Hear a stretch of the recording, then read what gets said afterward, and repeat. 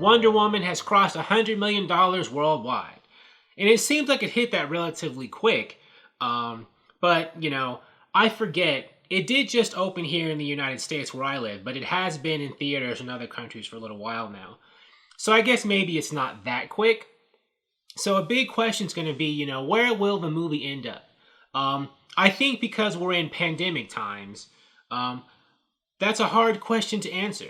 I do think that the bar for Wonder Woman 1984 is a bit low because of that same pandemic I mentioned. But, if it can do better than Tenet, it's going to look, I think, pretty good, despite all of the hatred and the bad reviews it's gotten. I myself thought that Wonder Woman 1984 had some problems. There were things about it that I did like, but there were other things about it that I did not. So I get where a lot of the criticism comes from. But, Tenet worldwide reached about 362 million before it left theaters. So if Wonder Woman 1984 is able to meet that, or best that, it'll actually look pretty good when all is said and done financially, right? And, a lot of people are more interested in it because it's a superhero movie than in Tenet, unfortunately. No disrespect to Tenet fans.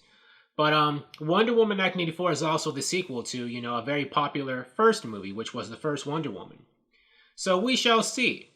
And, depending on how much money Wonder Woman 1984 finally makes, that will...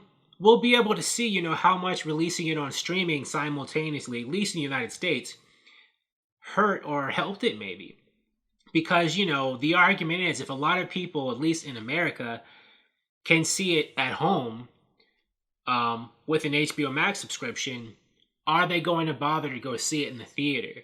But if Wonder Woman 1984 winds up making as much money as Tenet did or more, that'll mean a lot of people still chose to see it in theaters anyway, or maybe they saw it on streaming and decided to see it in theaters too. I don't know how many people would make that choice, but some might.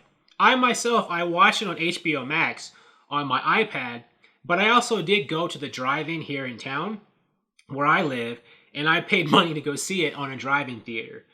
I'm going to make an assumption that most people are not going to do that. They're going to do one or the other. They're either going to see it in theaters or, on HBO Max. I don't think most people are going to do both. But the movie is starting a lot of conversations, driving conversations, not just because of the quality of the film, but because of, what is its impact going to be on the box office and streaming? Can the two coexist at the same time and both grow? Because I'm sure HBO Max subscriptions and views have grown. Some data about that has been released, but I don't want to make a video about HBO Max subscriptions and views until more time has gone past and we can actually see, how popular it actually was on streaming. Because I think, that picture is still taking shape too. It'll be a while before we see the full box office and full streaming picture for this movie. But, so far, I think it's doing pretty solidly in the worldwide box office, in spite of that 92% China drop, right? China does not like this movie at all. So we'll see. We'll see if it's able to beat Tenet. If it's not able to beat Tenet, the narrative will probably be, well, it'll be a combination of, some people will say the movie Wonder Woman 1984 isn't like that good, or the bad reviews got it.